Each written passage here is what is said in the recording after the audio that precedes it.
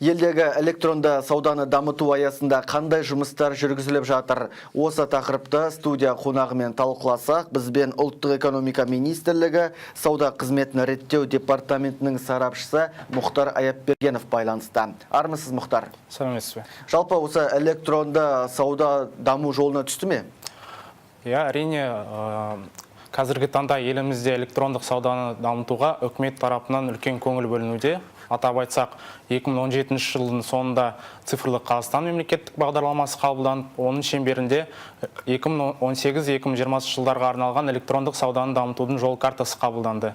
Жол картасы жалпы 28 шарадан құралған және 5 негізгі бағытқа бөлінген. Біріншіден ол электрондық саудадағы заңнаманы жетілдіру, екіншіден электрондық саудадағы төлем жүйелері, үшіншіден ол кәсіпкерлердің және халықтың цифрлық және қаржылық сауаттылығын арттыру, төртіншіден ол жаңағы электрондық сауда бойынша мәліметтерді бұқаралық ақпарат құралдарында жариялау, бесіншіден ол тиісті инфрақұрылымды жетілдіру. 2018 жылғы деректер бойынша электрондық сауда дамытудың нарығының көлемі 2017 жылмен салыстырғанда 2 есеге ұлғайып 269 миллиард теңгені құрады. Бұл халықаралық электрондық сауда алаңдарын қоса есептегенде. Сондай-ақ ағымдағы жылдың 2 сәуірінде мемлекет басшысымен бизнес ортаны дамыту және сауда қызметін реттеу туралы заңға қол қойылды. Бұл заңның шеңберінде электрондық сауданың алдағы уақыттағы дамуы реттелетін болады. Және де сервисті қолдау жүргізуге оралатын болсақ, онда Атамекен ұлттық кәсіпкерлер палатасы мен кәсіпкерлердің цифрлық және қаржылық сауаттылығын арттыру мақсатында цифрлық дағдыларды үйрету, сондай-ақ интернеттегі бизнесті ашу, оны жүргізу бойынша оқытулар жүргізілді. 2018 жылы 15 мың шағын және орта бизнес өкілдері оқытылды. Сонымен қатар Қазпошта акционерлік қоғамымен 3 қалада, қазіргі таңда Нұр-Сұлтан, Алматы және Қарағанды қалаларында электронды коммерциялық орталықтар ашылды. Оның жүзінде де оқытулар жүргізілді. 2018 жылғы деректер бойынша 1500-ден астам шағын және орта бизнес өкілдері оқытылды. Жалпы осы саладағылар қандай кедергіге тап болып жатады? Кедергілер әрине олар бар, өйткені электрондық сауданың дамуына енді ғана үлкен көңіл бөлініп жатыр. Ол жаңағы халықтың сенімсіздігі біріншіден, екіншіден жаңағы инфраструктураның, инфрақұрылымның толықтай болмауы. Қазіргі таңда мысалға тек қана fulfillment орталықтары ашылып жатыр. Ол қазір 3 қалада тек ашылды. Ол Нұр-Сұлтан, Алматы және Ақтөбе қалаларында. Бұл инфрақұрылымдық қызметтің толық спектрін көрсететін орталықтар болып табылады. Және де олар жеткізу қызметін, яғни 3 күннен қазір 1 күнге дейін жеткізіп жатыр. 1 күнге дейін жеткізіп жатыр. Бұл fulfillment орталықтарын тағы да салу қарастырылуда. Әрине ол және халықтың сенімсіздігін болдырмау мақсатында бізбен қазір тұтынушыларды құқығын қорғау бойынша заңнамада бірнеше түзетулер енгізілген болатын. Сөзіңізде заңнама өзгерістер енгізілді дедіңіз, е? Осы электронды сауданың алдағы уақытта жұмыс істеу үшін қандай өзгерістер енгізіліп жатыр? Біріншіден ұғымдар енгізілді, электронды коммерция ұғымы енгізілді. Электрондық сауда шеңберінде бұрын тек тауарлар қарастырылса, қазіргі таңда қызметтер қосылды. Сондай-ақ біз электрондық сауданың құралдарын бірнеше бөлікке бөлдік. Ол біріншіден интернет дүкен және электрондық сауда алаңы, үшіншіден ақпараттық жарнамалық электрондық сауда алаңы болып бөлінді.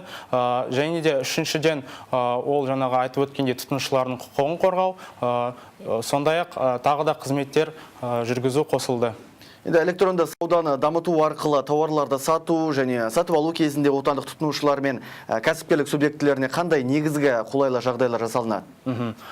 Негізінен қолайлы жағдайлар жасалуда. Ол мысалға әр кәсіпкер ол әлемнің әрбір жерінен өзінің бизнесін жүргізе алады. Және де мұнда төмен операциялық шығындар және бастапқы осы электрондық саудадағы интернет мысалы дүкенді ашу бойынша бастапқы капиталдың үлкен капитал қажет емес ол ашу үшін бизнесті. Сондай-ақ кең қамту аймағы, яғни бізде ашылған интернет дүкен ол басқа мемлекеттерге де өзінің тауарларын сата алады. Мұхтар, түсінікті, тұшымды жауаптарыңызға алғыс айтамын, ал біз хабарымызды жалғастырамыз. Халықаралық валюта қоры Орталық Азия бойынша биыл Қазақстанда ең төменгі экономикалық өсім болады деп болжауда. Ұйым сарапшылары 3,12% деңгейді көрсетіп отыр. Көрсеткіштердің төмендеуіне мұнай өндірісінің шектелуі және бағаның кемуі әсер етпек. Ұйымның болжамынша ең жоғары экономикалық өсім Түркменстанда болмақ. Онда 6,3% құрамақ. Тәжікстан мен Өзбекстанда 5%, Армения 4,6%, Қырғызстанда 3,8%, Әзербайжанда 3,4%, Украинада 2,7%, Беларусьта 1,8% және Ресейде 1,6% көрсетуде. Жалпы көрсеткіштің төмендеуіне Қытай мен ақш арасындағы сауда соғысы әсер етіп отыр. Президенттік сайлау науқанын өткізуге орталық сайлау комиссиясы 12 миллиард теңгені сұрап отыр. Бүгін Сенат қабырғасында қаржы вице-министрі Берік Шолпанқұлов осылай деді. Бұл сома әлі де өзгеруі мүмкін, өйткені ведомствоның баспасөз қызметі бұған дейін алдын ала берілген сметалық құжаттан біраз қателіктер табылғандықтан оның орталық сайлау комиссиясына кері қайтарылып жатқанын хабарлады. Бұған дейін ұлттық экономика министрі Руслан Дәленов сайлау шығындары толықтай үкіметтің арнайы қорынан алынатын айтқан еді. Ал онда шамамен 80 миллиард теңгеден астам ақша бар екен. Мемлекет басшысы болуға үміттілердің денсаулығында кінәраттың болмауы да ескеріледі. Орталық сайлау комиссиясы президенттікке үміткерлердің денсаулығына қойылатын талаптар мен азаматты тіркеуде кедергі келтіретін аурулардың тізбесін бекіту туралы қаулысын жариялады. Тізімде 107 сырқаттың атауы көрсетілген. Олардың арасында психикалық, мінез-құлық, шизофрения сияқты өзге де ауру түрлері бар. Құжат 12 сәуірге дейін қоғам талқысында болады. Еске салайын, елімізде мерзімінен бұрын президент сайлауы 9 маусымда өтеді. Кандидаттарды ұсыну шарасы 28 сәуірге дейін жалғасады. Ал үміткерлерді тіркеу 11 мамырда аяқталады. Сол күні сайлауалды үгіт-насихат жұмыстары басталып, 8 маусымда тыныштық күні жарияланады. Бұл жолы кандидаттардың сайлауға қатысу жарнасы 2 миллион 145 мың теңге деп бекітіліпті. Әр үміткерге бюджеттен 7,5 миллион теңгеден беріледі. Үндістанда да аса маңызды саяси науқан басталды. Дауыс беруге барлығы 900 миллион адам қатысады. Әлемде бұрын соңды мұндай сайлау болған емес. Оған дүние жүзі көз тігіп отыр. Себебі болжам бойынша бұл ел алдағы уақытта әл-ауқаты жағынан Қытай мен ақштан кейінгі экономикалық әлеуеті мығым мемлекеттердің бірі болуы мүмкін. Оған Моди бастаған үкіметтің шамасы жете ме? Толығырақ Bloomberg сараптамасында.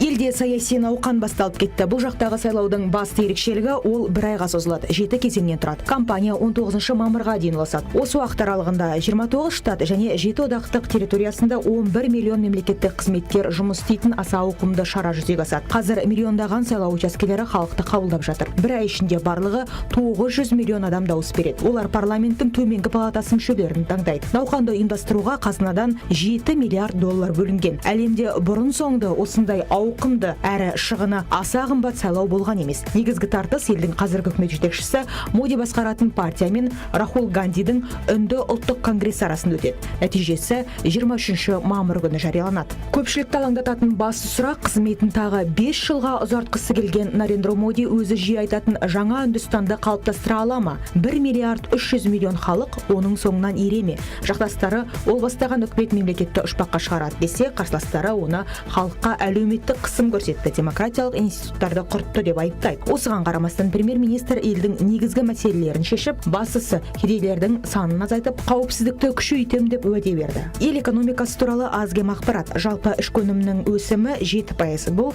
Франция, Британиядағы көрсеткіштен жоғары. Шетелдік инвестиция 239 миллиард доллар. Валюталық қор 393 миллиард. Жалпы ішкі өнім 2,6 триллион доллар. Жан басына шаққандағы жалпы ішкі өнім 5 мың доллар. Жұмыссыздық 6,1, кедейшілік шегі 21%.